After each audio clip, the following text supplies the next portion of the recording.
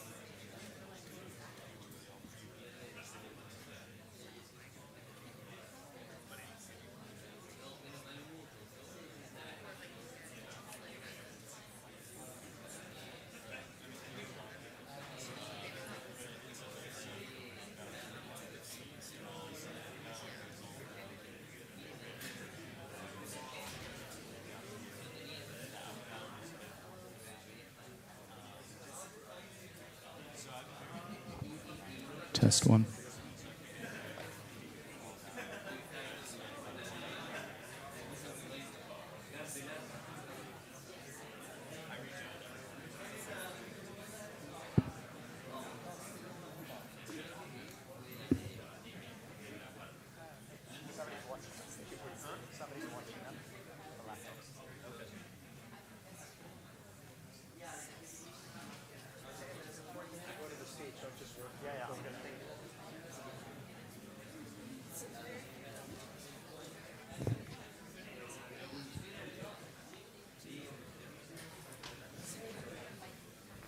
Ready?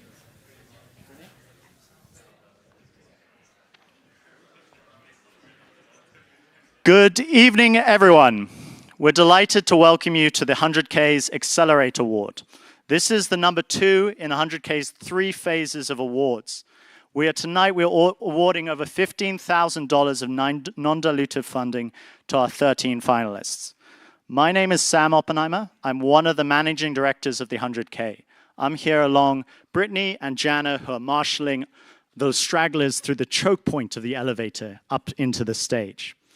Tonight, we're going to start off with 2-minute pitches from our 13 finalists, followed by 4 minutes of questions from the judging team to dive into their ideas. After that, the finalists will repair to their booths that you may have seen coming in, and you will have a chance to ask your own questions and answers, to get your hands on the demos. This is a prototyping focus startup competition, to get your hands to see what they've put together. While you're mingling with the teams, the judges will debate and come to a decision about who they see as the people they want to choose. They're going to decide today's $10,000 first place award, second place award for $3,000, and third for $1,000. It is important that whilst you are mingling and checking with them, you, the audience, get to choose tonight's Audience Choice Award. That is $1,000. Vote via the QR code. Finally, so talk a little bit about the Accelerate competition. Oh, I missed this slide. I was meant to bring it up earlier. Talk about a little bit about the Accelerate competition. We had 76 applications and 48 expert judges across venture capital and the startup ecosystem to get to these 13 finalists. Before we kick off this evening, I would like to thank our sponsors. None of these awards are possible without our sponsors. I want to first start with Akamai. Akamai is an incredible success story that started with 100K a few decades. They present the first place award tonight, which is in memory of Danny Lewin, the incredible Akamai founder. I want to hand over to Ron Chaney to talk a little bit about Danny Lewin. Thanks a lot, Sam. It's a pleasure to be here. Akamai is proud once again to be the sponsor of the Danny Lewin Award. The late Danny Lewin was co-founder of Akamai, along with MIT professor Tom Layton, who now serves as Akamai's CEO. Before coming to MIT, Danny served as an officer in an elite Israeli commando unit, received degrees from the Technion University, and worked as a research fellow at IBM's research laboratory in Haifa. Danny was a graduate student in the Lab for Computer Science, which is now part of CSAIL, with Tom as his advisor. Danny won several awards, including the 1978 Morris Joseph Lewin Award for Best Masterworks Thesis Presentation at MIT. Danny's master's thesis included some of the fundamental algorithms that make up the core of Akamai's services to this day. In 1998, Danny and Tom entered the central idea that later became Akamai in the MIT 50K competition, as it was known back then. Although the Akamai concept lost, the competition set Tom and Danny on a path to creating and building Akamai, which today is a $3.8 billion company. Danny often said that although Akamai would have innovative ideas, great people, and terrific technology, the most important factor to Akamai's success would be tenacity, a word that best describes Danny. Danny perished on the American Airlines Flight 11 in the 9/11 terrorist attacks. He was one of the many heroes on that day. Danny's spirit of innovation and drive for excellence motivates us continuously. Akamai congratulates all the teams competing here tonight. Danny would have been inspired by your creativity, your hard work, and especially your tenacity. Thank you.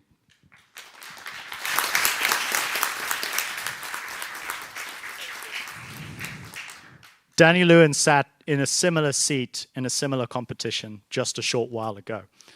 I also want to talk a little bit about some of our other gifts that make the 100K possible. We are very fortunate to have a gift from Morgan Thaler, who makes this competition possible. I want to thank them especially for their very serious support. And now I'm going to hand over to Brittany, my much better and much more clever managing director partner. So in addition to thanking our sponsors, we wanted to take the time to thank our organizing committee coming together to put countless hours in to pull off this event in store for you tonight. Throughout the showcase, many of us will be working behind the scenes to make this experience as engaging as possible for everyone. Now, moving on to our judges, we are deeply grateful for their presence this evening, and we thank each judge for giving up their time tonight.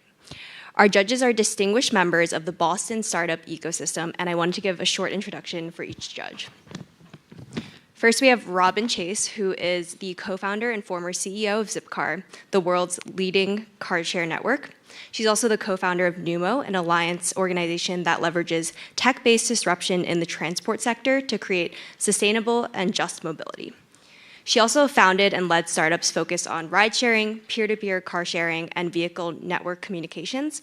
And she has many awards in the areas of innovation, design, and environment, including the prestigious Urban Land Institute Urban Visionary Prize, Time 100 Most Influential People, Fast Company Fast 50 Innovators, and Business Week Top 10 Designers. She graduated from Wellesley College and MIT Sloan School of Management, was a Harvard University Loeb Fellow, and received an honorary doctorate of design from the Illinois Institute of Technology. Next, we have Carolina, who is originally from Argentina. She studied business administration and got a master's of finance while also working as a full-time controller at DirecTV. She moved to Boston in 2018 to study to get an MBA at MIT Sloan as well. And after graduating, she founded BetterVet, which is a mobile veterinary care company that raised $40 million in 2022 and operates in 20 different markets within the US. And then Joanna's going to introduce the other two judges. Hello. So the next two judges, Kevin Motsarmi. He is a distinguished figure in the technology sector, recognized for his expertise in artificial intelligence, investing, and entrepreneurial ventures. Currently serving as a principal at Remus Capital, he co-leads AI investing efforts, focusing on early startups from angel investments to Series A rounds. Prior to this, he was a graduate researcher at the MIT Department of Computer Science and CSAIL. His hands-on experience also extends to roles as a software engineer at Included Health and various startups, founding his own nonprofit organization, Gates Inc.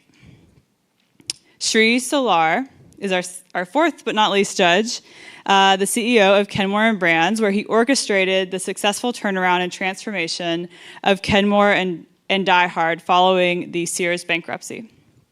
With a career as Chief Product Officer and GM at Berkshire Grey and Shark Ninja, Shree's career includes roles as SVP of Product and Engineering at Comcast, where he launched products like Xfinity Z5, and as a general manager at HP, where he built the wearables business for brands such as Coach and Hugo Boss. Shree also founded CloudPrint, a pioneering service for wireless printing. I'm sorry, there's 2 more bullets. Shree holds an electronics communication engineering degree from NIT in India and an MBA from Boston University. Outside of work, he is an avid trail runner.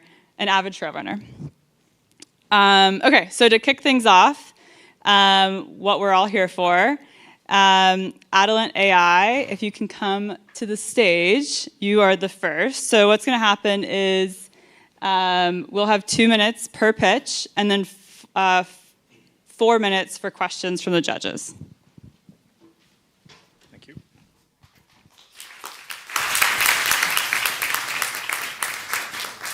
Hey everyone, my name is Utkarsh and I'm the founder of Adalat AI. I started my career as a lawyer at the Indian Supreme Court, where I practiced for many years. I was a law clerk with a judge of the Supreme Court. And finally, my partner and I were petitioners at the Indian Supreme Court trying to legalize same-sex marriage. But in each of these situations, I realized that I was helpless at the front end of the legal system when the back end of the legal system was completely broken. India has 50 million cases pending in courts today. Each case takes over 12 years to be resolved by the system, and at our current pace, it will take us 300 years to clear the backlog. This means prisoners simply languish in prisons waiting for their cases to start. The process has become the punishment, and justice is elusive.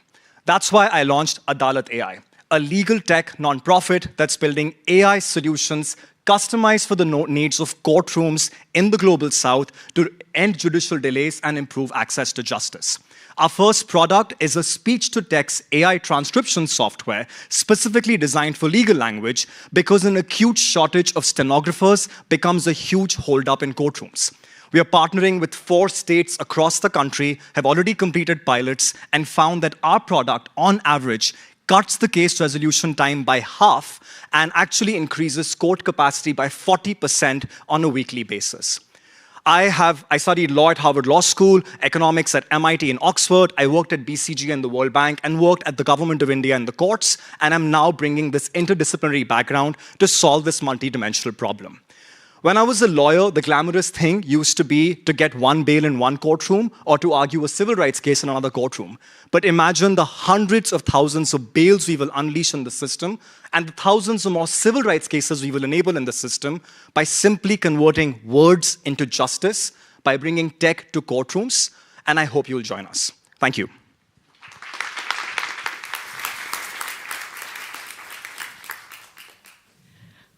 That was compelling. But can you repeat for me the precise product? As I understand it, it's speech to text. Why does that give you, where does that fit into why does it make it go faster? Absolutely. So let me paint what a courtroom is like for you and why this is a holdup. 10% of courtrooms have stenographers, and they are unskilled, untrained typists who type with 2 fingers, and I have to work with them for the deposition to be typed. So if I say, Robin, where were you that night? I will look at the steno, and they will slowly type, where were you that night? And then when you respond, they will slowly type, and then we will argue about what you said because it's all being done manually.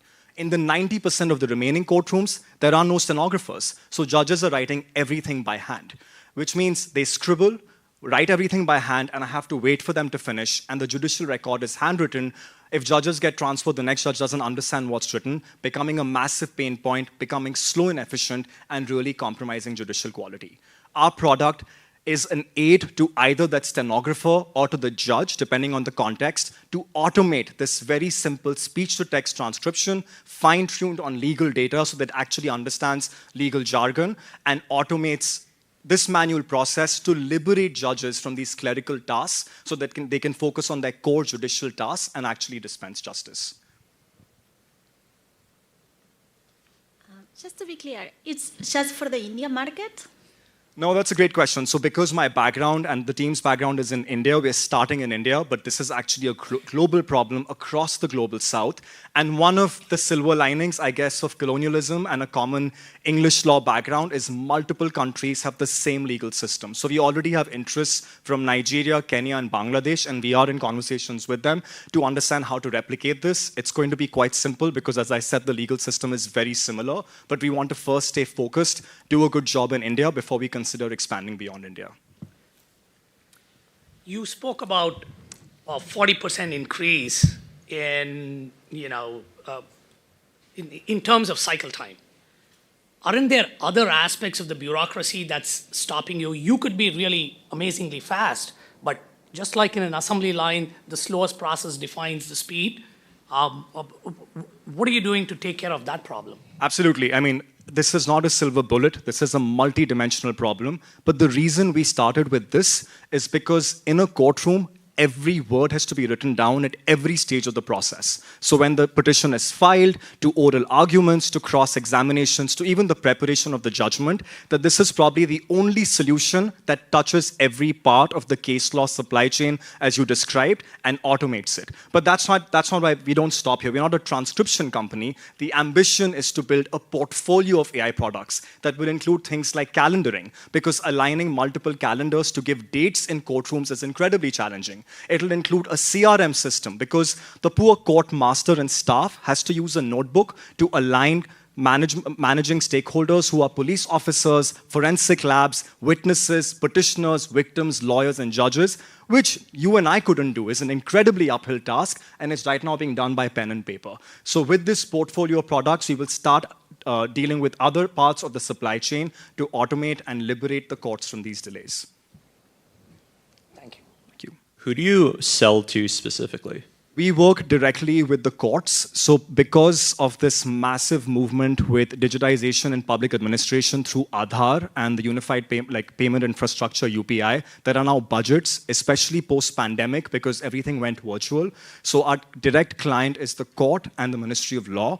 And the systems are implemented directly in the IT infrastructure inside the courtrooms, which is why this is only possible through partnerships with courts. And I think that's why we have a huge advantage, because I was a law clerk, I'm a lawyer from the system, and I can leverage those networks to actually partner with courts and implement them deep inside the IT backend of the courtrooms. Now announcing, thank you, Adalat. Thank you.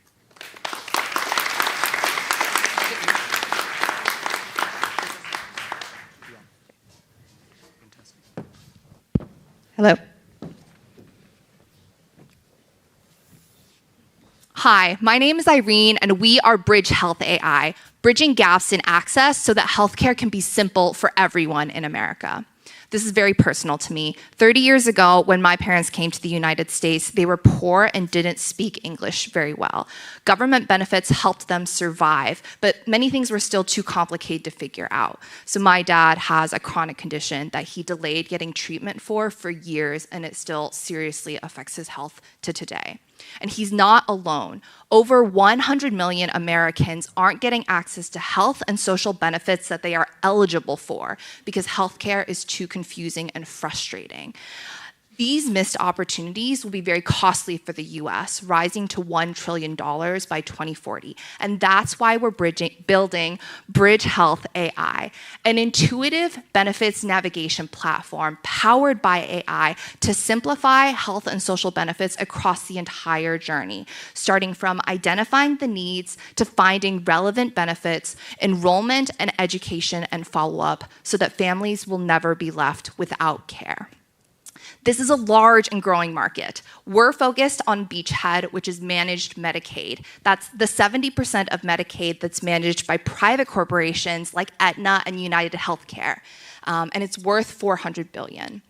There is a high incentive to reduce costs, and so we've refined a business model with multiple value drivers for those different stakeholders. in this space, the current solutions are failing because they are fragmented, clunky, and slow. And we at Bridge know that in order to truly reinvent the last mile of access, we need to take a comprehensive approach guided by a simple interface that does the heavy lifting so that the paperwork that is currently drowning our users can be done in minutes instead of weeks. We currently have a version 1 prototype. We have 3 verbal agreements to pilot, and our team knows that we can help millions of Americans just like my parents 30 years ago. Thank you.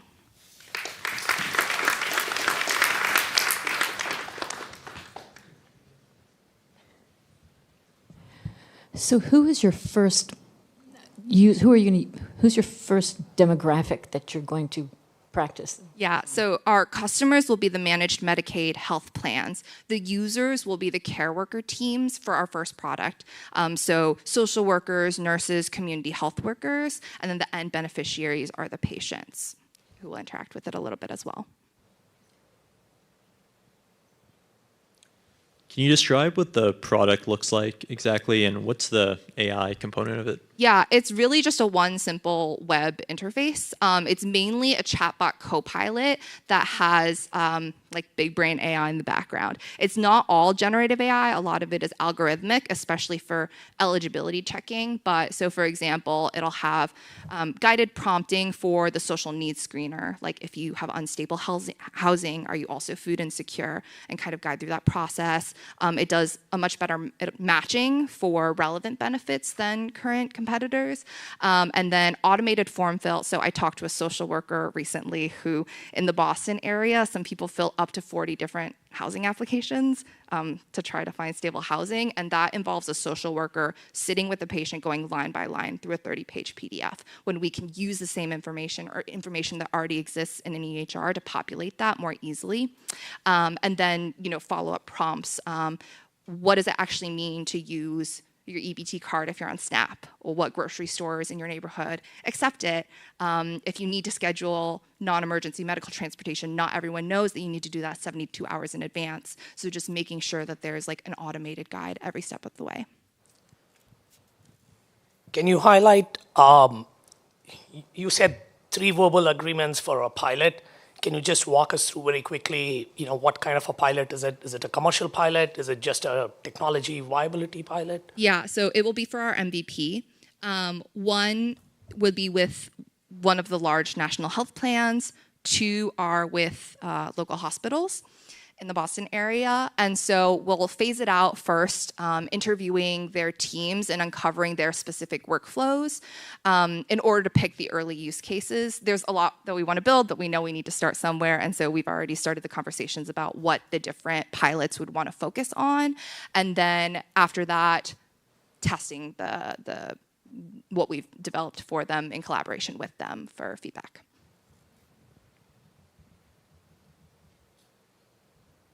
Anything else? So they would be willing to save money by using your software, these companies, and there is willingness to pay from them? Yeah, so I worked at a Series A health tech startup focused on value-based care, managing pilots with health plans. My co-founder was a director of product development at CVS Aetna, and so we have worked right in the heart of the runaway costs concern. Health plans are really willing to throw money at the possibility that they can save a lot of money, and there is a lot of evidence of what addressing social determinants of health can do for health outcomes, so medical savings for their patient population. But I think the way, like our theory of change working with care worker teams like social workers also addresses productivity and burnout. There's a lot of churn. It takes social workers up to a year to get up to speed. All the expertise lives in their peers' brains from personal experience working with patients. And so we really want to make that a much more streamlined process for their teams. Thank you very much, Bridge Health AI. Thank you.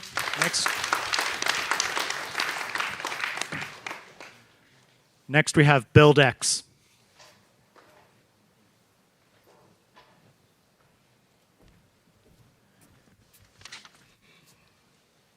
Good evening, everyone. My name is Geoffrey Mosuetinya Kyongora. I'm a graduate architect and a graduate student here at MIT. I'm representing BuildX. And I'd like to start us off by asking a question. Who's ever renovated their home, kitchen, bathroom? Who had a really good experience with that? Very few hands, and that's what BuildX is about.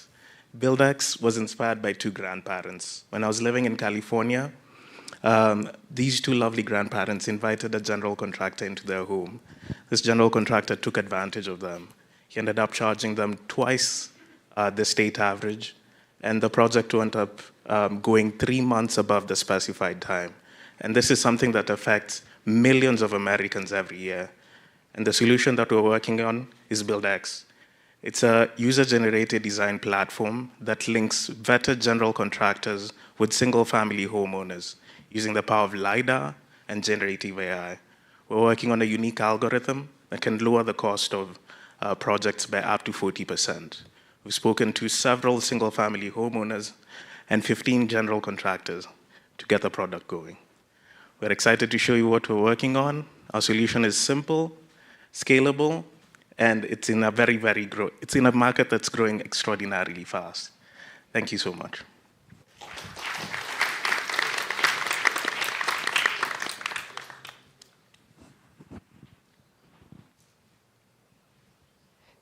It sounds like you're doing Angie's List in a modern way. What does your prototype look like? How would it be modern, different from that? It'll be modern because Angie's List is more or less literally just a catalog in the database.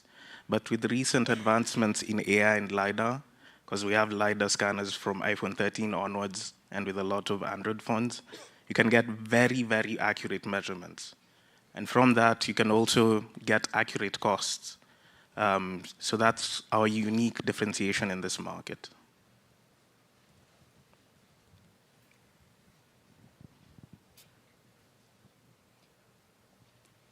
Are you a marketplace? Are you connecting?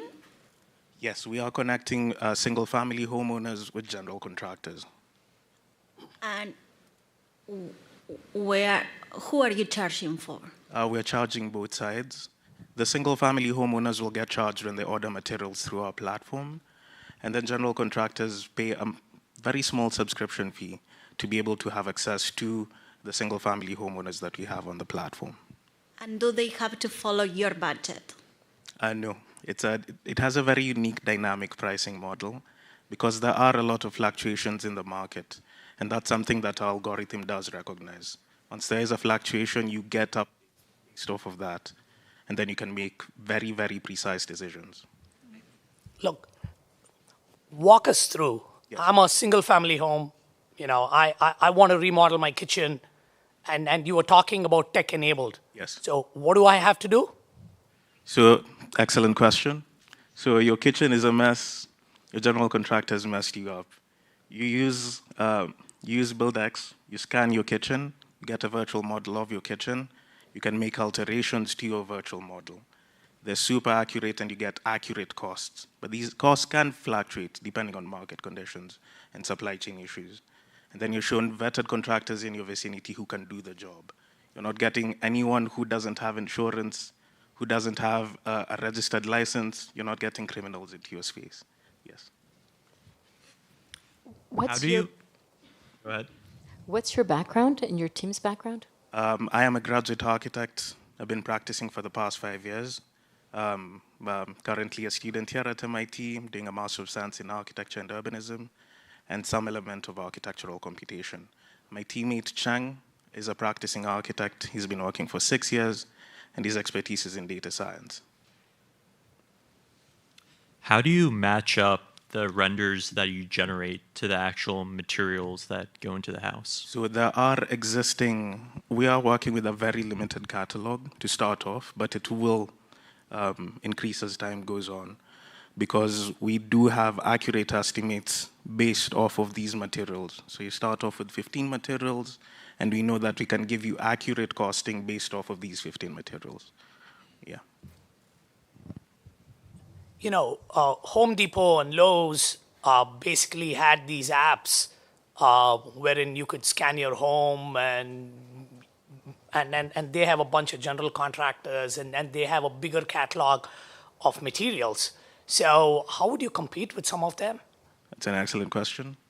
So our unique market differentiation is that nobody else is doing costing the way we're handling it, using LiDAR and generative AI. Absolutely no one. And this is from experience and from what we've reviewed in the market. We've looked at House, we've looked at Homes by Me, we've looked at Hover. This is our unique differentiation, and it's a massive pain point for so many single-family homeowners. Thank you, BuildX. Next, Crimson Scientific.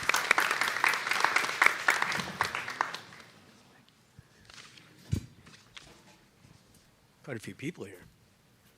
Want me to work? You have my sidekick. Good evening. My name's Mike. I'm an emergency physician, and I've been practicing emergency medicine for over 20 years. I founded Crimson Scientific to reinvent the electrocardiogram. The electrocardiogram, or the EKG, is performed over 1 million times a day throughout the world, and it's the gold standard test we used to diagnose cardiac disease. However, the technology has 2 significant flaws. Number 1, it's slow. An average electrocardiogram takes over 10 minutes to complete. In the emergency room where we're trying to diagnose heart attacks, time is critical. We have to complete the test as quickly as possible. Number 2, it's error prone. Over 20% of electrocardiograms are flawed because we have to manually place electrodes on the patient's body in precise anatomical positions. Our solution is simple: an autonomous, error-free electrocardiogram. It's a weighted pad embedded with 80 electrodes placed on the upper half of the patient's torso. Electrodes are autonomously detected using signal processing, essentially eliminating the errors associated with manual electrode placement.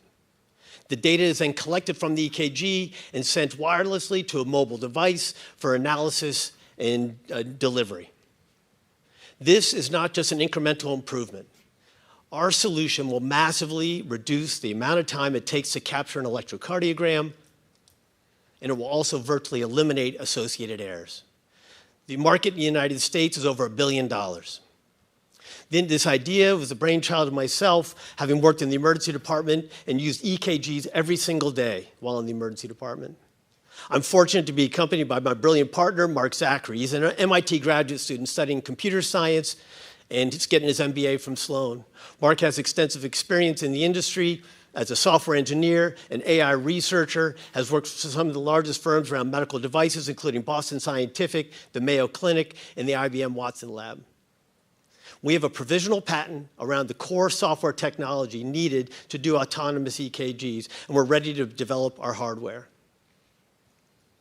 We hope you join us in our mission to improve cardiac care. Thank you, Crimson Scientific. Oh, wow. Over to the judges. Right as I was getting to my punchline, too, Sam. That was... If I think about human bodies and putting a pad on it, how many sizes or shapes do you think you're going to have, or is that a one-size-fits-all? So the concept is one size fits all. Men and women will be adjusted for using a pedicle design that would encompass the breast. If you're a smaller person using the single size, it may drape off the side of the body, but it would still cover, you would still get adequate coverage. For pediatric and neonates, there would need to be separate sizes for those.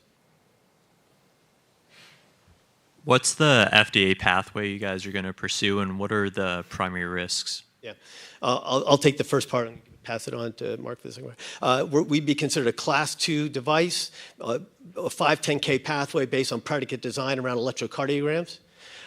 We would require clinical trials to validate that our outcome, our product, matches side by side to the gold standard product currently being used. Yeah, and there's 2 main risks. There's the material side, and then there's also the software side. So on the material, we are working with pressure-sensitive adhesives. So we still need to de-risk that side on the hardware design. And then the second part is the software. We do have a patent that basically proves you can use physiological data to identify the proper position using just the electrical signal. So you can draw a one-to-one mapping between the electrode and the body position that it's underneath.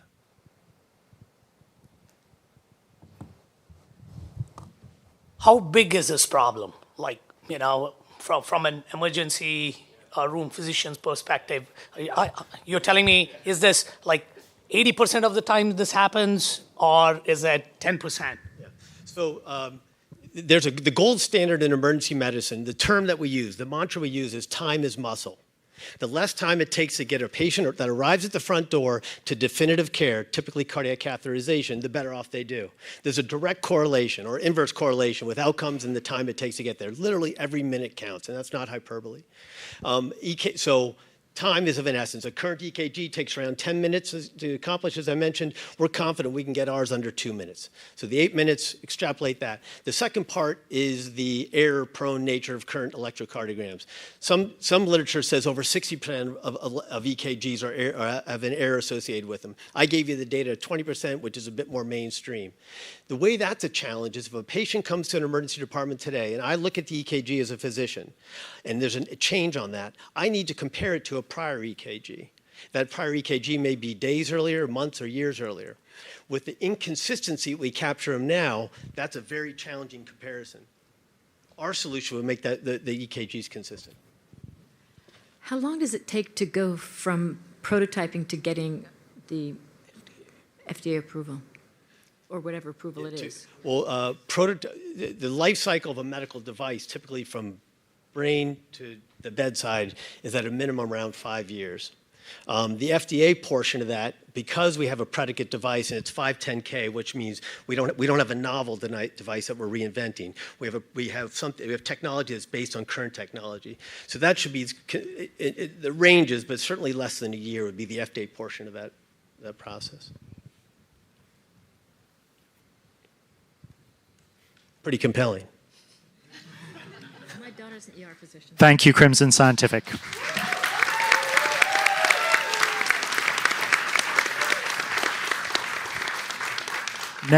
Next we have Goalpost.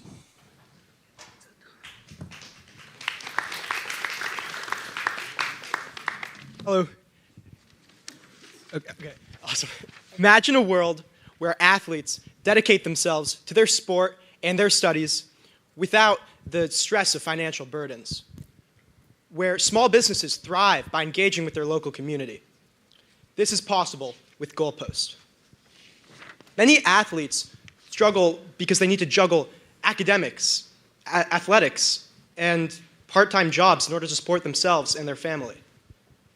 And this inhibits their performance, their well-being, and their future prospects. And at the same time, many small businesses struggle because they want to reach out to their community, but oftentimes, especially when they're just getting started, they have trouble with finding a platform that they're able to do this with effectively. Enter Goalpost, an innovative online platform designed to bridge this gap. We offer a platform where athletes can meet small business owners and put together an NIL agreement so athletes can monetize their name, image, and likeness with local businesses.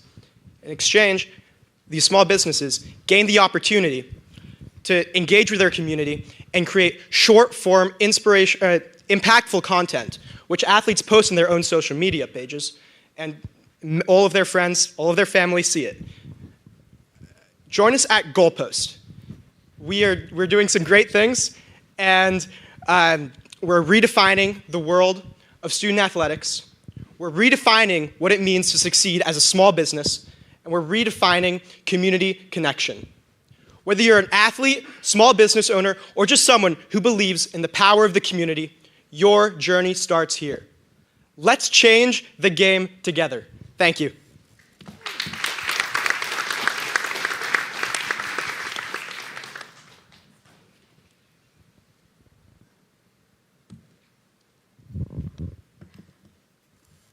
How much would be a micro contract? It feels like it's micro branding kind of. How much would you pay? And how would you know if you succeeded? Yeah, so on the smaller side of college athletics, big companies pay smaller athletes about $1,000 for one contract. We'd be focusing on small-term contracts, which would last about maybe a month, and athletes would post a couple of videos on their social media. We're aiming to provide that kind of, I guess, that sort of software that they could create these videos with to make it very easy for them. And these contracts would likely be in the range of $50 to $100 for a couple videos. How would the small business feel success? So, I mean, I guess when I post, I don't post too often on my social media account, but when I do, hundreds of people see it just because of the way that these apps work so effectively to get people to view your content. And many of these people are in your local community, and this is how businesses grow, right? New business starts, not many people know about it. All of a sudden, someone tells all their friends about it, and all of a sudden, it's everyone's favorite place. So the content is developed with tools on your platform by the small business owner? Yes. Or by that, the athlete will create the video themselves. But of course, the small business can communicate what they want to be included. We also aim to provide contracts and make these agreements ethical for the athlete, and as well as legally viable, because we want to make sure that athletes don't get taken advantage of, as often can be the case when you're dealing with the over 8.5 million high school and college athletes and 30 million small businesses in the US. And what traction do you have so far? So we've reached out to a whole bunch of athletes. We have a whole bunch of college athletes here at MIT and some high school athletes back home where I'm from.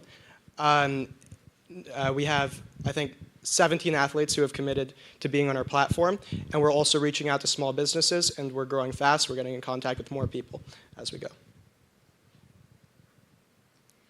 Can you just say a little bit more about the small businesses that you've contacted? Or yeah, so I guess we're faced with the classic chicken and egg dilemma, where we're creating a two-sided platform, and so we want to be able to present these companies, when we go to them, a large, I guess, diverse portfolio of athletes for them to choose from, and for a wide range of backgrounds, wide range of sports. We're thinking we want about 30 athletes to be on our platform, to show these small businesses, to show them that we're serious, so that they'll be able to commit quickly to joining our platform. Why athletes and not just small and upcoming social media influencers?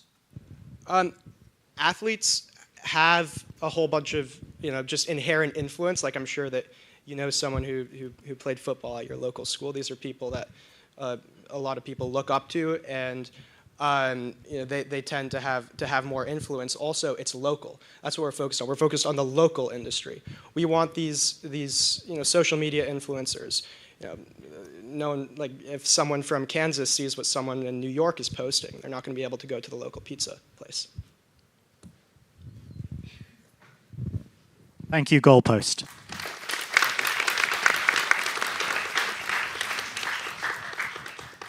Next up, we have Helix Carbon.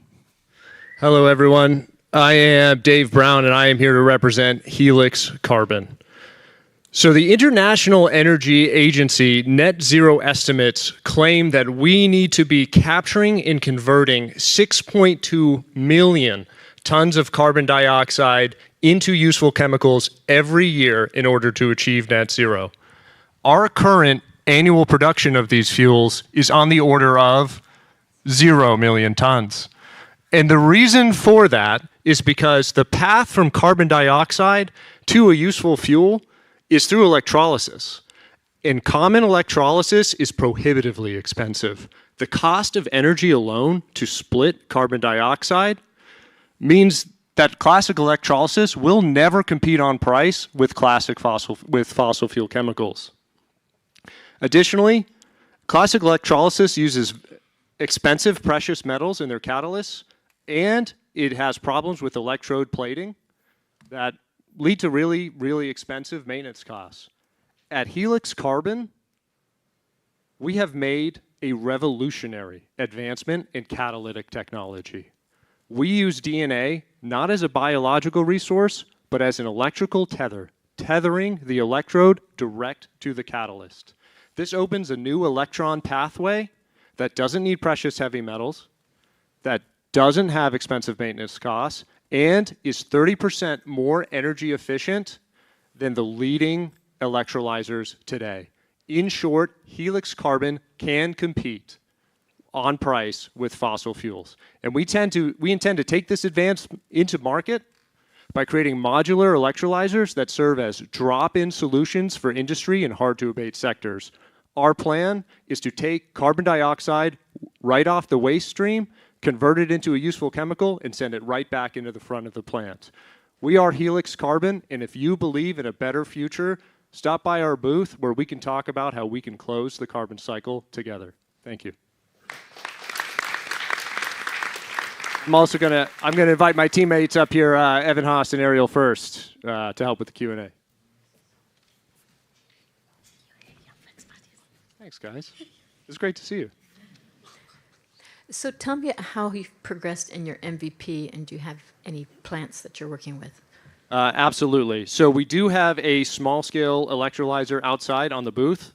We can show that to you. It is not currently running because it's out of the lab, unfortunately, but we can show you how that works. We are working on scaling up to a larger size, about 1,000 liters per day of syngas created. That, I believe, will be done by the end of the month.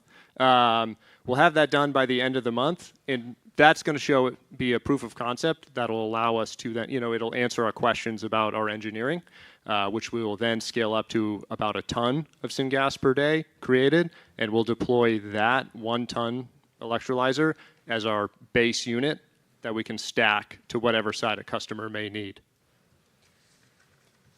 Can you tell us more about the team? I can tell you all about the team. So we're going to start with Ariel first. So she is a professor here at MIT. She's got a PhD in chemical engineering from Berkeley. Caltech. Kidding. Caltech. She's a postdoc. Okay, okay, not bad. So she's the inventor of the technology, and Evan Haas is an LGO. He's getting his MBA and MS in mechanical engineering, and I have a background. I was an undergrad chemical engineer from West Point, and then I spent the last 8 years as an Apache helicopter pilot. So now we're here, and we think we've got the right mix of leadership ability, the right mix of chemical smarts right there, and the right mix of experience to bring ourselves to market. Let us know, what's your go-to-market plan? How are you going to take this to market? Absolutely. So our go-to-market plan heavily involves around kind of the scale-up that I described. So we are trying to go non-dilutive to build all the way up to the, we're going non-dilutive to build our 25-centimeter reactor or electrolyzer. From there, we'd like to go as non-dilutive as possible, but the idea is to get, we would have to raise funds to build a 1-ton unit, and that 1-ton unit would be deployed at a pilot site. We've been in conversations with a few different companies and users who would potentially be interested in our project. From there, once the 1-ton unit is verified, we'd be able to scale up by stacking more 1-ton units. I might just add also specifically on the market point, we're targeting the syngas market first because that's sort of the one we know, given our performance in the lab, is already below cost parity with fossil fuels. And so we're going to target methanol plants first because they produce really pure, really clean CO2 effluent, and they need syngas as a chemical input, and there's just no way to decarbonize that. You can't electrify it because they need it chemically. But from there, it's a relatively drop-in fuel for natural gas in general, and so most plants that require natural gas, either as a chemical constituent or as an actual sort of a source of industrial heat, those are going to be the next targets. And then once we've built a little bit of scale there, we're also going to launch our second product, which is going to be ethylene. It's sort of the largest non-fuel-based organic chemical out there, and it's quite a bit more valuable molecule. It's just a larger market, and so we want to sort of build scale as a startup and then target that before we try to compete with petrochem. So it seems like government grants would be the way to go. Have you been doing it on that, and do you think you can do that at the pace required, or will you find gaps in that? But it seems like government funding is your way. Yeah. So the initial tech was developed in my lab using government grants, and we've been submitting SBIRs since we've incorporated. And moving forward, we're planning to continue to submit SBIRs. The good thing for us is that pretty much every government agency has efforts in this area. So NASA, DOE, DOD, we've submitted to all of them, and our plan is to continue funding through there as well. So yes, that's a fantastic idea, and we are pursuing it. Thank you, Helix Carbon.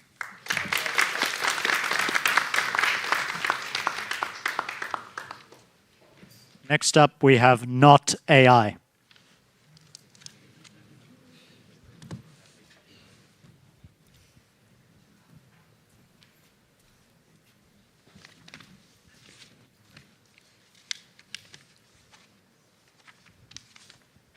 So Not.ai is a team comprised of me, Shakul, a PhD candidate at MIT, Anup, who is a master's student at MIT and Sloan, and Adarsh, who is currently a CH PhD student at Caltech and also an ex-IBM AI Watson Lab researcher. So let us set the stage. Facing back, I hail from a village in India, Bihar, called Ara. And this is a place which is a poster for many other villages. And it is also a place where quality education is a dream for many. The ideal solution for this would be to have qualified teachers who can teach in the local language available locally. But we face two realities. One, qualified teachers are not available locally. Second, there are qualified teachers who are available in areas that are very far, in urban areas, who know the language, who might not know the language, but are qualified. We at Not.ai want to bridge this gap using AI and internet so that students at my village can learn. Our solution can be envisioned like this. Imagine Shakul as a teacher in an urban city, and he's going to teach online to a set of students who's located in his village. Our tool is going to convert in real time the language from his English into the local language of Magadhi, which is in his village. And the advantage of this is the student who's at his village can listen to this in local language and even ask back questions or queries in the local language. And our solution is going to translate that to English so that he can answer back the questions or comments, thus closing the learning feedback loop. Imagine her happiness, and that is our vision. Our tech involves lip syncing technology, text-to-text translation, and also voice cloning. All of this is already available. We have two major challenges. One is doing all of this in real time. AI. Thank you for your time. Over to the judges. How do you guys get the data sets for all the local languages to train the models? Yeah, so when we started building this proto, we came up with this challenge. So there is like 22 languages. So one of the languages, there is a small startup that is collecting this data on languages. So we are going to build our proto for that one language that is in one state. And from there, we're going to start off. But the challenge is like the data for the other languages is going to be a really big issue. How do the teachers feel about this, and who will pay? So the payment is mostly from the governments. So in India, each state government kind of controls the funds for the education sector. So we spoke to one of the local state governments in the state of Kerala, and they encourage AI innovation in its space. So the payment is going to be from the government space. From the teacher space, we have yet not got a feedback. We spoke to a couple of people from an NGO called Teach for India, which does in the same space. They take people, or they actually take college graduates from faraway places to the local cities, local villages, and teach them. So when we spoke to a couple of people who worked in that role, they felt like this can help them. But the biggest challenge we face is doing it in real time, because when we did our proto, it's not working in real time. So that is an immense gap that we need to bridge right now. How many students do you think one teacher could be teaching in this new language? Not much, maybe less than 10 or something. But the advantage is these villages that we are speaking about, the current students are like 40 to 50 students per grade. So it's not like so much students are already available. And many students are not, many children are not able to enter the student space because of the language barriers that already exist in the villages.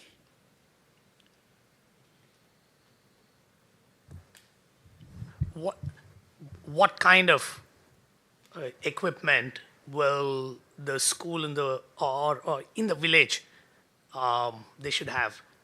It's just a video projector and internet. So a lot of villages, especially the state I'm speaking about Kerala, the villages have access to internet, and it's just video conferencing tools that is required.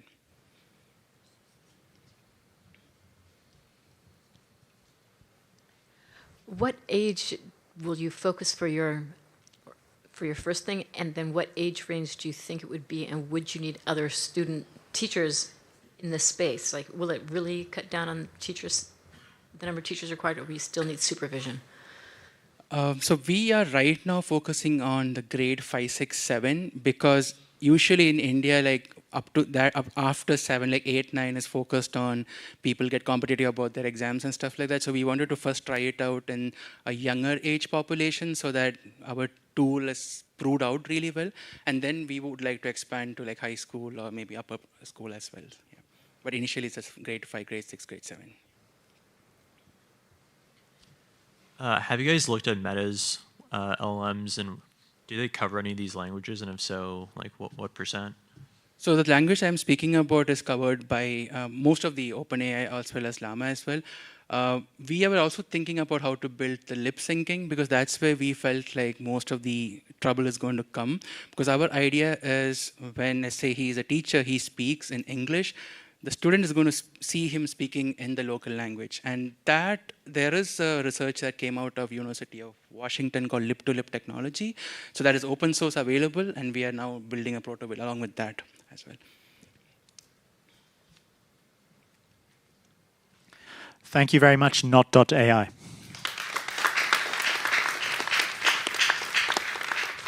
Next up, we have Neuroscreen.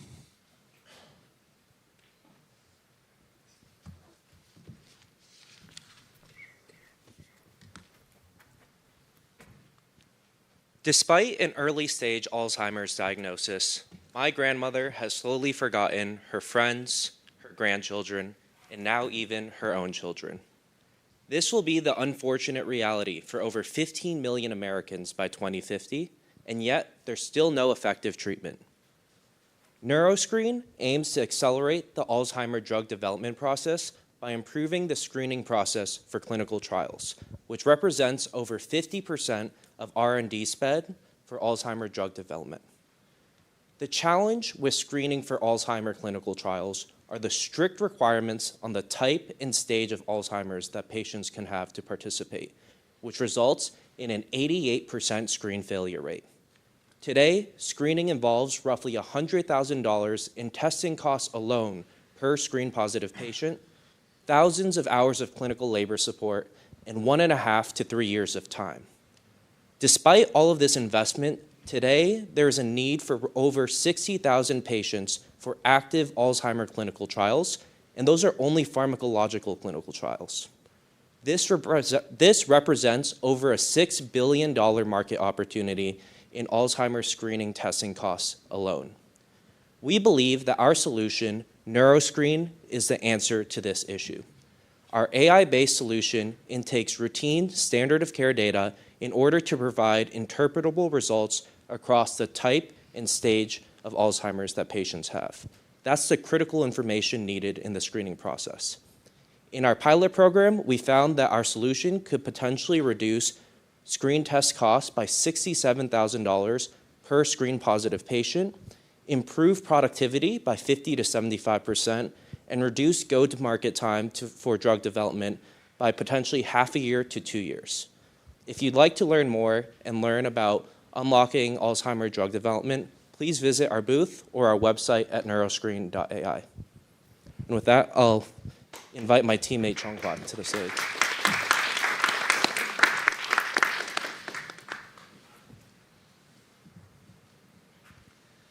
Can you describe the product a little bit more? Absolutely. So our product is a web-based AI solution where it intakes routine patient care data.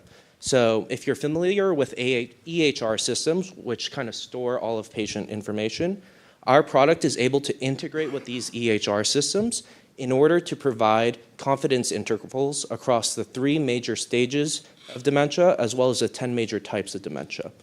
These confidence intervals give a sense of what % chance our solution dictates you might have that condition or that kind of etiology of dementia.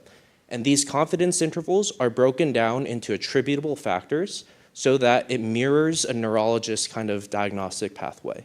So for example, if we say there's an 80% chance that you might have Alzheimer's, and that'll be like that confidence interval, it'll be broken down into segments where 25% is coming from this data point in your EHR, 20% is coming from this other data point. And our solution is also built to kind of integrate with the workflow of clinical researchers who are doing this manual process. So our vision is to have this ranked order list based off the inclusion and exclusion principles that are given to you for your clinical trial. That ranked order list will give you the list of people who are most likely to qualify for your trial, and then that will help neurologists decide who to actually send through the expensive screening process. Ideally, improving the screen positivity rate and doing it in an instantaneous and easy manner.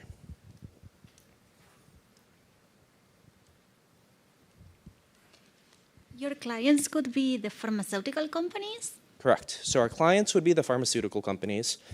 We plan to basically sell this product as a tool for them to use with their subcontractors, which are CROs or private PI organizations that are actually doing the screening process. This mirrors the kind of business plan development cycle that pharmaceutical companies use. And our kind of end users will be the CRO sites or PIs, but the economic buyer are the pharmaceutical companies who have complete control over this process and the budgeting. How many companies are working now on Alzheimer's drugs? How big is that market? Yeah, so there are not that many companies working on this, developing drugs for Alzheimer's. I think currently there are 5 to 15, depending on kind of what size you encompass. However, this is a multi-billion-dollar market, with each development being billions of dollars in and of itself. And as you might be aware, Eli Lilly recently had a drug that was published to the market, approved by the FDA. But this drug was approved to the FDA only because it was to encourage more development in the space. That drug itself isn't really being prescribed by neurologists because of complications with the drug. So there's a lot of investment and a lot of private and public investment going into this place. And it's expected this market's going to grow. I think the Gates Ventures Foundation, in conjunction with the Alzheimer's Drug Development Foundation, have just started the Alzheimer's Moonshot program. And that just is kind of a signal of all the investment and attention going into this area. You said that you could save up to $67,000. How much, but it also saves time. So how much do you think this is worth? Like, what would be the business model? How would you charge people? So our business model mirrors that of how pharmaceutical companies work in practice, which is basically we charge a usage fee, and then most of our fees will be success-based fees based off screen positivity rate improvements as well as screening time reductions. These are kind of standard metrics used in the pharmaceutical company kind of industry, and we're kind of mirroring that structure. Thank you, Neuroscreen.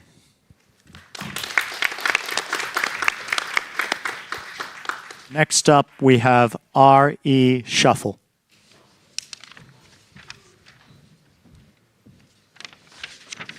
Hi, I would like to tell you about Anne. Anne is a senior homeowner that we met last year in South Boston. She's a widow, and she told us that she was struggling financially. She told us that she was facing increase in the cost of living, increase in her medical expenses, and she also shared with us that she wasn't sure if she was going to be able to afford for long-time care. Anne owns her house, and she would like to access the equity that she has built up over the years with her husband, but today she cannot. Unfortunately, there are many people that are in the same shoes. In fact, in the US, there are 65 million senior homeowners, and most of them experience financial struggle. 65 million. And at the same time, in the same market, most people cannot afford a house because of high prices, because of high mortgage rates, and because of low wages. We are trying to bridge that gap with our Reshuffle by creating a marketplace that connects buyers and sellers on a type of sale that has already helped millions of people in France. In that model, the seller is a senior homeowner who will sell their home at a discount, receive an initial lump sum and an annuity for the rest of their lives, but they will maintain the right to live in the house until they don't need it anymore. Unlike a reverse mortgage or other types of equity release products on the market, the senior citizen can age in place without having to do a credit check, without high compound interests, without the risk of foreclosure, and without a risk of rent increase, amongst many other things. And the buyer is someone who will invest in real estate at a discount, benefit from the house appreciation, without having to take on a mortgage. We believe that with this product, we could help seniors like Anne tap into the frozen $4.5 trillion in equity that they own, better their lifestyles, and ease the access to the housing market. So together, let's rethink the way we think about real estate. Thank you for your time.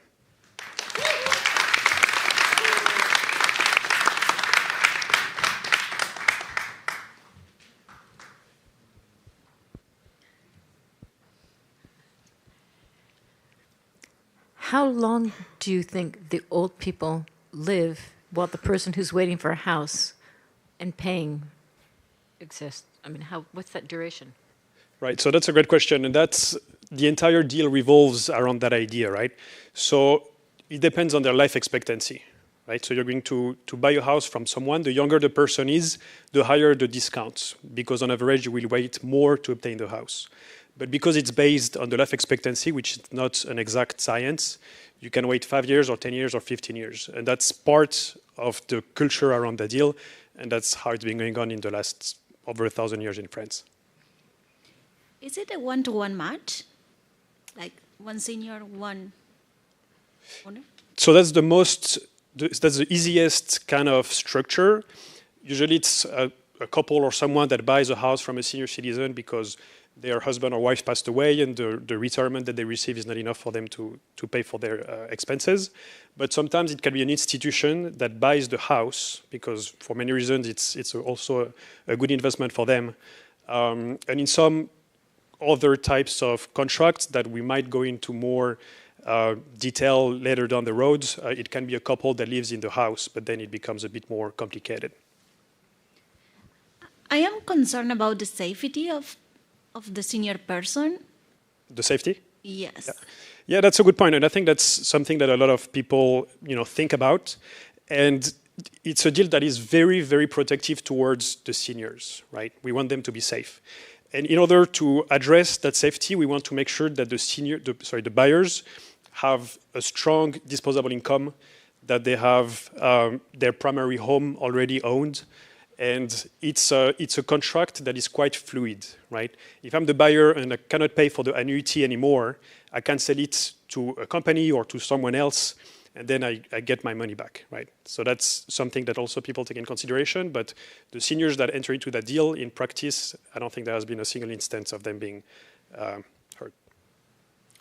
Do you think this is applicable to other markets? So that's the study that we are currently doing. It works in Spain, Italy, France, the UK, Switzerland, Portugal. So it works for Europe. We are seeing how we can design a product that fits the US market. There are a lot of tax implications, a lot of cultural implications, a lot of legal implications, about the real estate market and all that. But so far we have spoken with dozens of experts in their field, and we haven't found a single red flag that would make it impossible. Actually, we think it's quite accessible for now. Where are you on your product at this point in time? Yeah, so right now we have a business plan. We have a draft contract, which at this stage is our product that takes into consideration all the possibilities that can happen in such a deal. We are trying to look for VC funding. We have already spoken with 5 VC firms, and we want to keep better our understanding of the markets, better understand the pain points that our buyers and our sellers have to design a product that fits them well.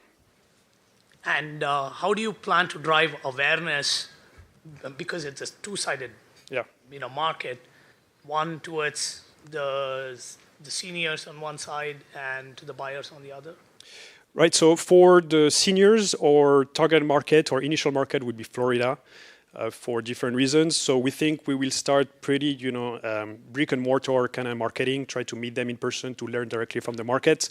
And when we gain a bit more traction, we will go digital and try to reach them through their financial advisors, through their children, through their families. And for the buyers, they could be, bankers in New York or investors in California, a lot of different people across the US. So we will mostly reach them through digital marketing. Can you tell me about your background and the team's background? Yeah, so my background, I'm an engineer from France. I worked mostly in Africa in the energy industry. And I'm doing a 180 since about a year ago to focus on that idea. So I've been trying to educate myself on all the related topics around that startup. My co-founder is a banker in New York. He specializes in mortgage securities and the risk of default. So, yeah. Thank you, Ari. Reshuffle.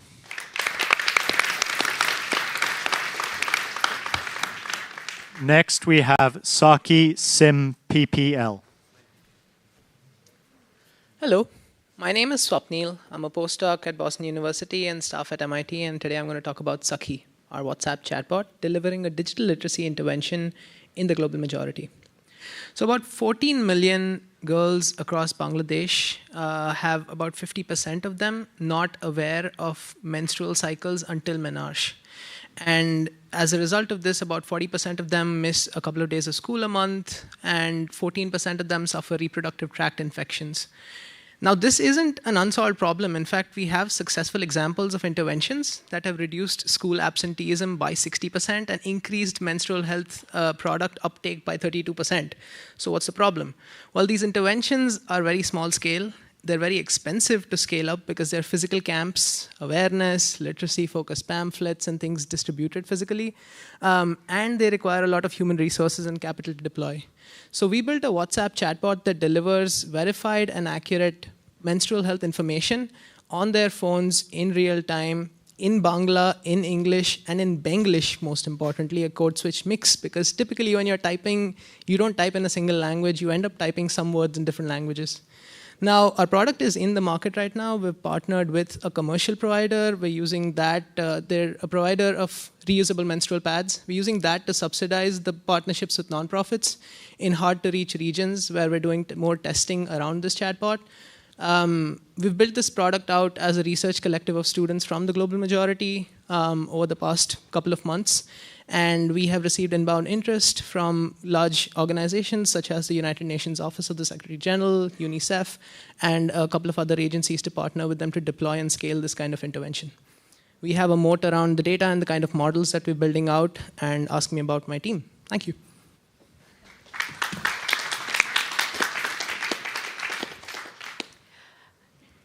In the market, what fraction of 14-year-olds do have cell phones, and are they charged per text?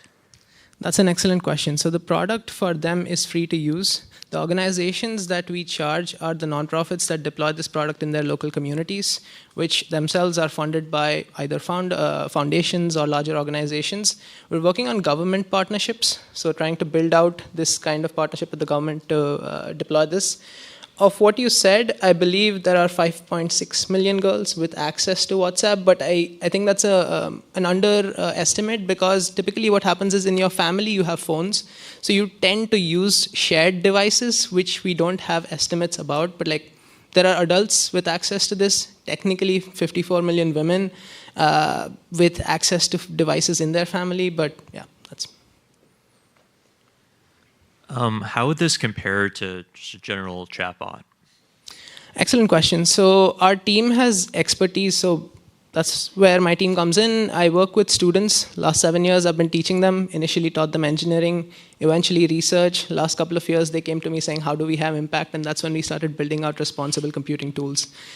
the team has built models in Indic languages, and we've fine-tuned these models on specific Bengali datasets, sourced both through a combination of open source data as well as hard-to-find data in local regions, through providers, through startups, just unstructured data that we know how to structure because our team built these models at scale. For context, the team that the student came from, 2 of them raised about $50 million to build India-first sort of LLMs. It's called Sarvam AI. And this guy I taught a couple of years ago, came back, said, I want to work on nonprofit stuff, build products for India in the social good space. So we are fiscally sponsored by a nonprofit, launching our own nonprofit, building out this sort of system for social good.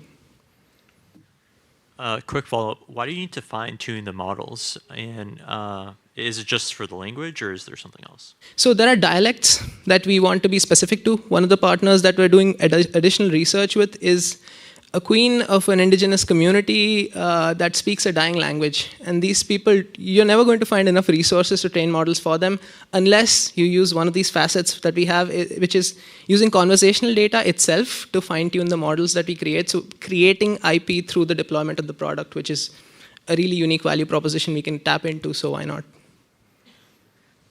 So when do you hope to do the first pilot, and how would you sustain yourselves financially going forward? We've done a 50-member pilot, so my wife is Bangladeshi. We tapped into our network. We have our educational programs we've run through the last 3 years. We have 130 students across India, across 22 institutions, funded by Google and Mozilla, where we train them through a fellowships program that gives us our target audience to tap into speaking different languages, different kinds of cultures and demographic nuances, which become very important because if your language model tells you to eat meat as a solution for some medical issue, like in India, that's a big deal in some states. So that gives us a very rich kind of testing audience itself. On top of that, we have family in Bangladesh who help us test this kind of system out as users who aren't familiar with technology. Go ahead. Swapnil, you basically said a smart thing. Ask me about the team. So tell us about your team. Sir, I've taught students for the last 7 years. I started educational programs in India, and that resulted in the team I have today. So we have a team of 20 core members, mostly undergrads and senior undergrads, 2 data scientists, 1 machine learning engineer, myself, I'm a postdoc and staff. I used to work at CERN on production machine learning. Then Adobe, Twitter, I built their technically state-of-the-art misinformation classifier because they haven't open sourced it, but they open sourced the other stuff. And then I worked with Meta and on bot detection, and generally my PhD was in fake news and interventions. So that's what I'm deploying now as part of my contribution back. Thank you very much, Saki.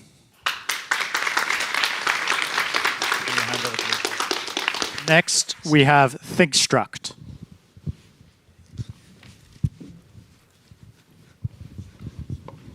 Hi, everybody. My name's Nikki. This is my co-founder, Julius, and today we're here to talk about Struct.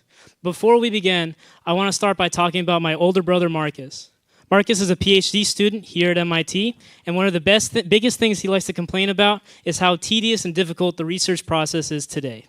The fact is, the journey to the forefront of a given academic field is needlessly challenging, and even for an MIT student.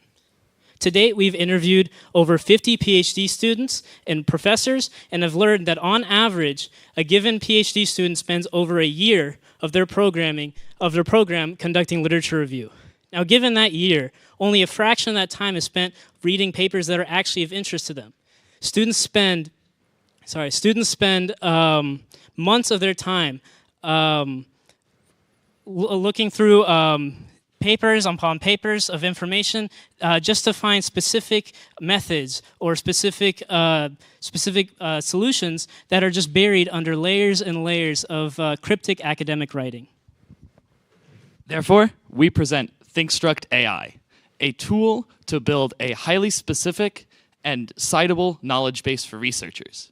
Using this knowledge base, you can ask general questions, provide points of clarity on things you're confused about in papers, get summary of papers, automatically build bibliographies, and find more related works. Moreover, we promote collaboration. You can join up in a team and share your knowledge bases and build orientation and start frameworks for the program.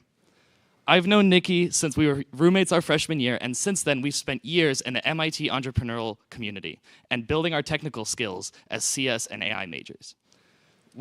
Recently, our team has rapidly expanded to many different interns and support here from MIT's Sandbox program. We're revolutionizing the way literature review is done and research is done in general. If you want to join us in this journey, whether you're a VC, you're an entrepreneurial advisor, or you're a willing demo tester for us, please talk to us after the presentations today at our booth. Thank you so much.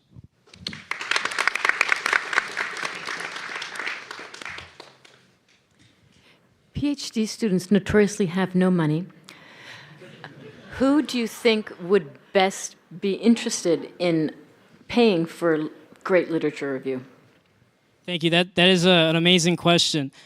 So to start, we plan on adopting a freemium policy for researchers so that they can test our product, as we've learned from our research that they very much care about understanding the framework of the product. Moving on to a more B2B model, we plan to sell directly to labs.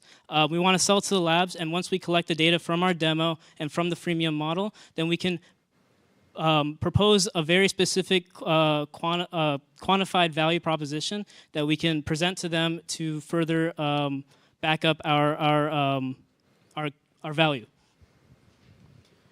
What is the current stage of your product? We have a running test app that is now live, and we've accrued over the past 2 weeks since that started. We've accrued 30 active users on that test app, and so we are currently talking to them and figuring out how to improve on our test app and developing our kind of next stage product. And what would be the benefits of the product over, let's say, off-the-shelf LLM like Claude, GPT-4, and you just throw in the research papers into the context window? So importantly, we're building more than just a chatbot. We're building a tool for researchers to organize their papers and interact with them, very similar to very popular tools such as Zotero and Google Drive, but backed with these AI capabilities. And so we are enhancing more features than just with the chat, and importantly, we are fully basing our outputs on citable and reliable information, something which products like Claude and ChatGPT have yet to do successfully. There's been tons of literature over the past few years pointing out all the different flaws with them, and using our techniques, we can make sure that our information is 100% reliable and 100% checkable.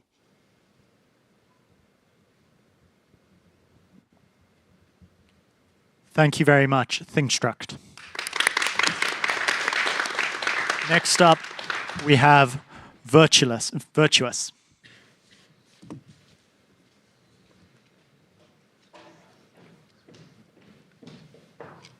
Hi everyone, my name is Sienna Xu. As a life design coach, I have encountered countless college students seeking guidance without any direction or purpose.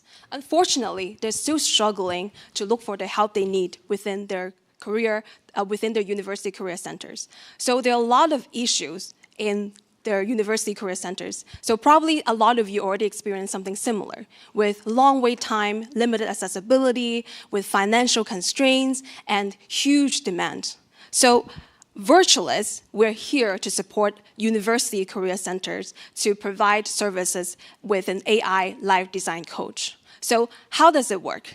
With students interact with our AI life design coach, so they have the opportunity to connect their values and their narratives with their past self, and then they can create a compelling life design plan for the future. The question we're trying to examine are, what defines you? What kind of person you want to become in the future, and how can we help you to get there with a well-defined roadmap? There are 6,000 universities in the US serving more than 19 million students. And we're looking at an opportunity with $4 billion markets.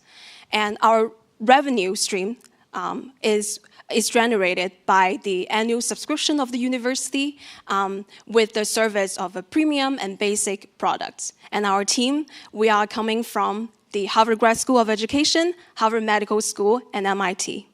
At Virtuous, we believe the mission of life is much more than just finding a good job. And we believe with the AI, with the technology of AI, and we can empower millions of people to redefine a life with purpose and meaning. Thank you.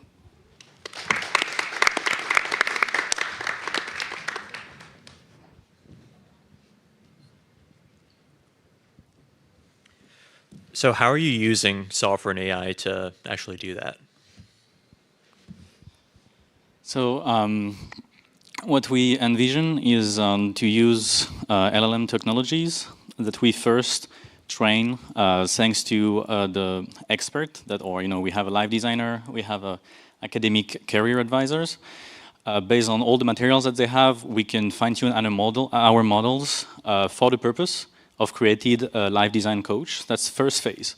And so because they have this expertise, they can properly extract the right information from the data instead of just use classical tool that will just say, okay, well, we have a text and okay, what's the topic of the text? No, now we have an actual expert to really optimally use the data to create a good live design coach, AI chatbot. That's one thing.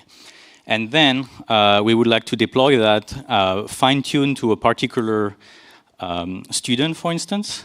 In this case, through interaction with the students, through understanding, through, with interaction through the student, how the student behave, how this student responds to certain interactions, how to carve the most optimal path through, just data.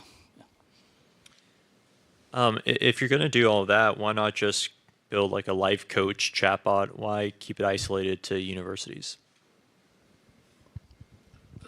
So our service is not just a chatbot because we provide like personalized solutions for them, and also we have visuals aids. So for our premium service, actually we are providing visual aids and also like personalized video for them to visualize the possible future. So we are not just a chatbot, like not just textual, but we want to provide immersive experience for the users. And we are planning to extend this into more enriched experience into phase 3. So maybe Sienna can also talk about that. Yes, adding on that, so our why is different between our model and the other model is because we're preconditioned with the expertise of live design coach, which is one category of life coach, and also we don't have an opportunity to talk about our vision of our company. So we have phase 1, 2, and 3. For 1, it's just a chat box. We're trying to understand the pattern of the person, what makes this person them, and what value they develop from their past narratives, and design the future path. And how can we do that? So we're going to go to the second phase, which is we're going to use video to visualize the compelling future. And with phase 3, we're going to use VR technology to design the space around you. So the mission is to design your life in different categories, inside and out. Given sales cycles to universities, why are you not just doing this as a B2C instead of B2B? So because there is a great need in the institution. For example, I'm a first-year advisor at Harvard University. So for the first year, we have around 1,600 students. So we actually have around 300 academic advisors in a 1-to-4 ratio for these students. So actually, we are trying to have like a full-time equivalent staff for the students. So there's a great need, and they can afford this money to use this like AI service to help them. So save a lot of personnel costs. So we estimated that we can actually break even our business with like free institution subscription with this model. Yeah, adding on that, there's huge need from, so I'm from Harvard Grad School of Education. Right now, I'm already doing live design workshops for the Teaching and Learning Lab and also Harvard Housing for all the residents. And I know that they're already using design thinking to train their tutors, to train Harvard College students from different houses. So basically, what's behind live design is using design thinking to design your life like a product, just like see your life, use the engineering thinking to design your life in different categories. So I think there's huge need from this. Thank you very much, Virtuous. Thank you. Over to now our last startup, Foradian.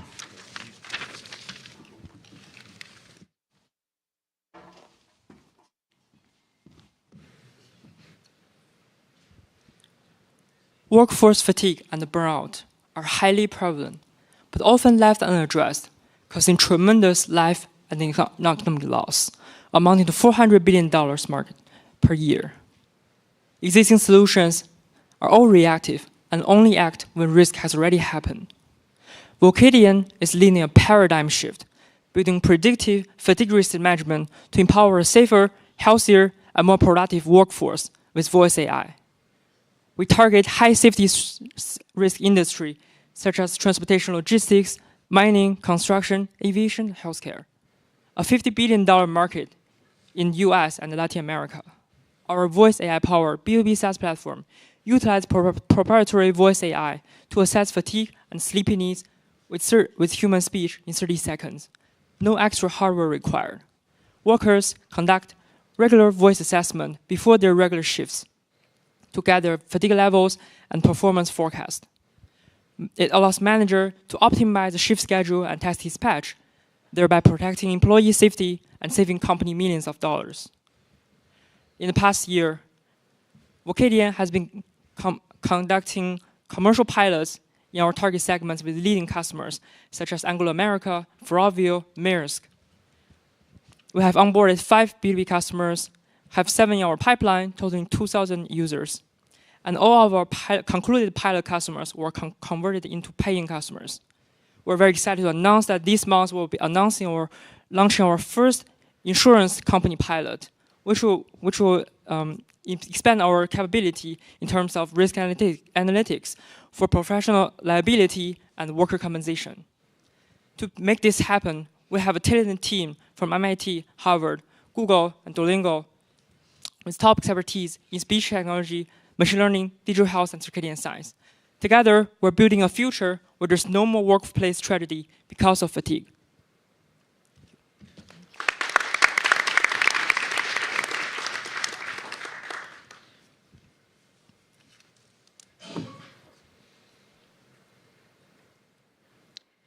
Tell me a bit more about who you are selling to, not who do you sell to? So in the first stage, we're targeting this high safety risk industry company that are directly involved in the front-end operations, like long-distance trucking, long-distance busing, mining, construction, which have heavy equipment operators. These companies are our direct economic buyers. I'm going to ask you a harder question. Which person or which title within those companies? Who is the buyer? Yeah, usually it's head of safety. Or the risk, also in some companies it's head of risk management. I think I remember you from the previous session, and what I'm really impressed is the traction you have received in the last 6 to 8 months, I guess. Thanks. Yeah, I'm curious to learn more about the accuracy. Is it directional? How granular can you get? I know this has been tried in the clinical biomarker space before, selling to pharma companies, and none of that worked. So I'm curious why it works now. Yeah, so we're actually utilizing the proprietary voice biomarker and the machine learning algorithm. There are 2 sets. The voice biomarker are the special vocal features that are being used to target or diagnose certain symptoms. So voice biomarker research has been emerging since 2019, since the COVID and telehealth trend. And we're the first one to actually apply this fatigue assessment in the ambulatory study in the field. And there's also clinical evidence in the clinical trial that proving voice biomarker be an effective indicator of sleep deficiency and circadian rhythm. How long does a person have to talk? Do they answer questions? Do they talk? How long is that diagnosis piece? Yeah. So right now, because these mostly are shift workers and they have this regular actually safety screening check before their duty. In our pilot, the average time for the safety it's a reading task. It's like 34 seconds. And also it integrate the safety training content from the company. So at the same time, they're doing the fatigue assessment and the safety training.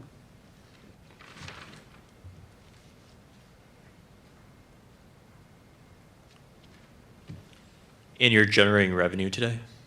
Yes. Well, we just have in the process of negotiating 2 commercial contracts with our 2 concluded pilots, pilot customers. These are in the mining and long-distance busing sector. Thank you so much, Vircadian. Now,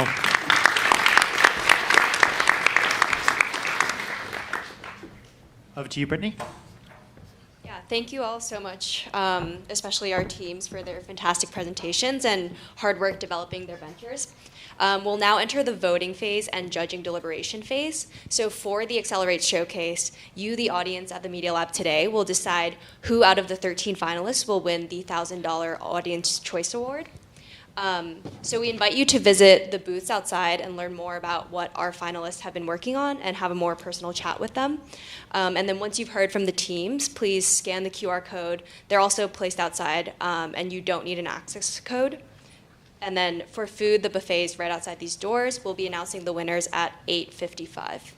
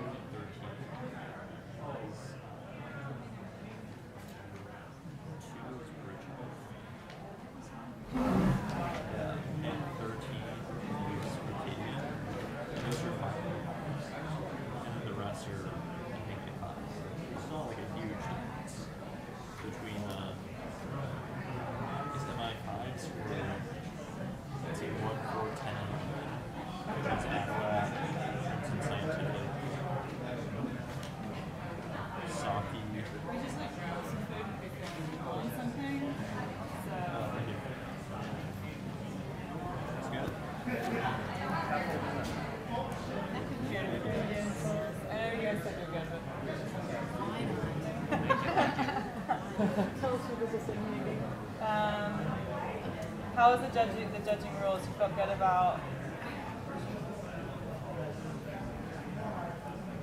It's interesting to see them because she's the same.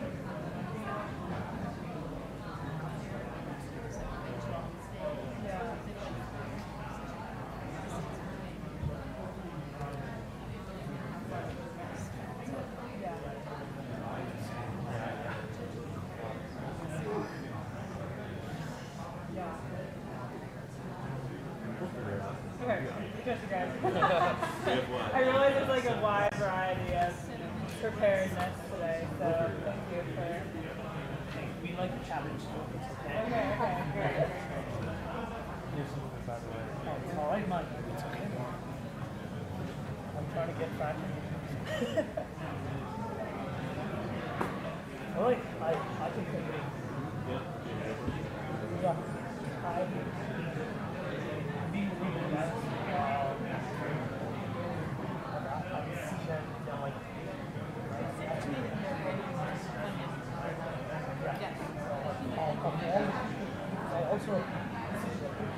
Look at the voice biomarkers as you asked. I've gone through that process, so that's why I'm saying I'm biased. It's like night and day.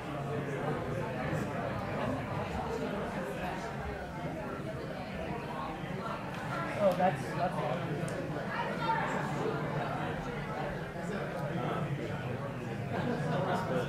I guess you all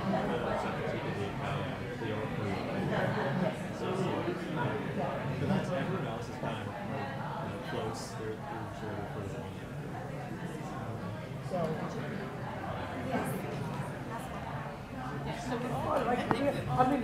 Both of us.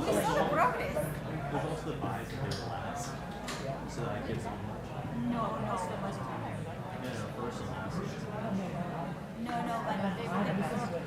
I've seen it. Like I know. Like last time we did that on voice. So and I've seen the progress. Yeah, I think we're all in agreement. I think they should win.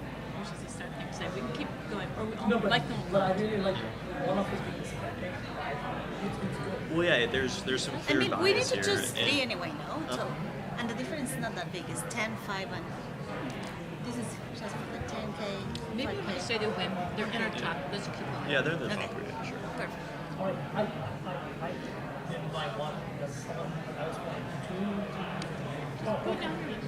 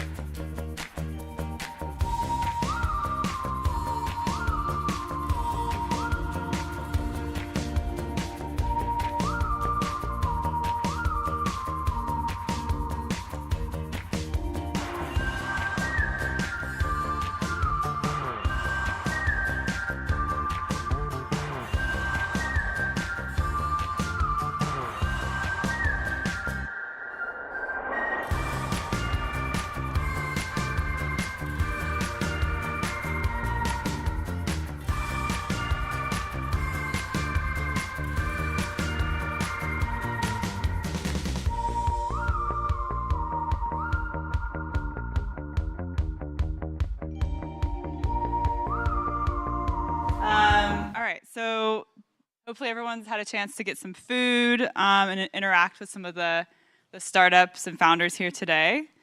So just to review what the prizes are, the first one is Audience Choice Award, which we just got done voting for. That one will be a $1,000 prize. Third place is also $1,000. Second place is $3,000, and then the grand prize is $10,000. And the 100K competition, which the 10K launch is a part of, is a student-run organization. So thank you for coming and supporting us tonight. Thank you to our judges who have graciously been a part of this event and put their wisdom and thought carefully into the winners. So to announce our first winner, which is the Audience Choice Award.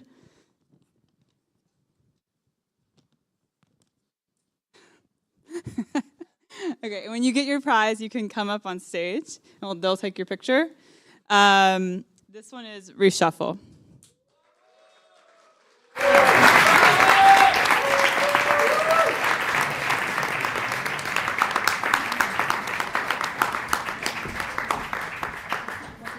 Just take a picture of yourself. Thank you. Okay.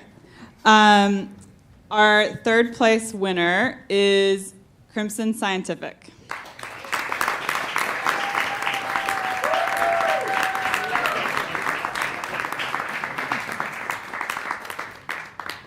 You guys can come take a picture. There's no check, but... Should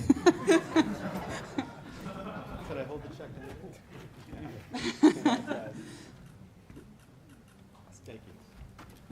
Okay. Our runner-up is Adalat.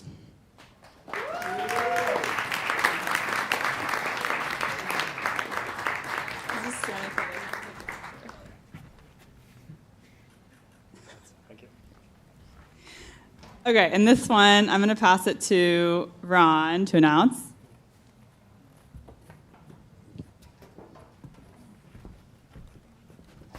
It's my pleasure to present the Danny Lewin Prize to Foradian.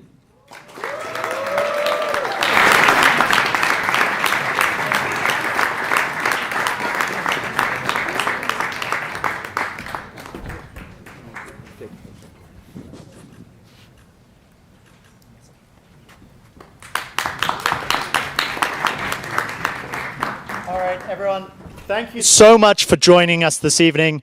We really appreciate that it's made by the people who come out. So you guys coming out, this is really important.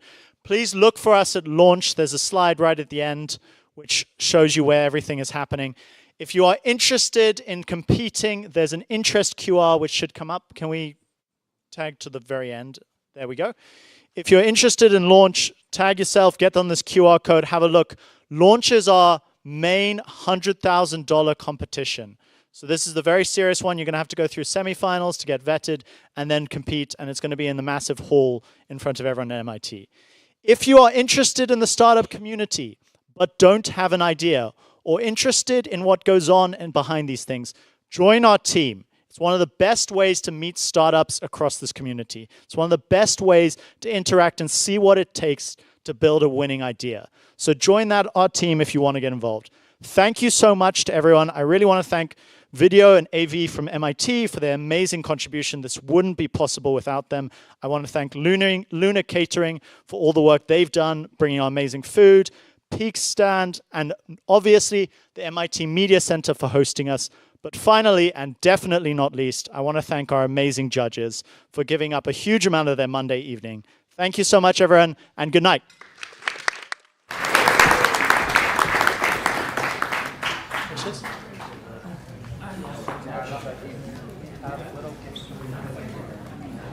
Hey, if you competed tonight, please come up to the front stage for a picture.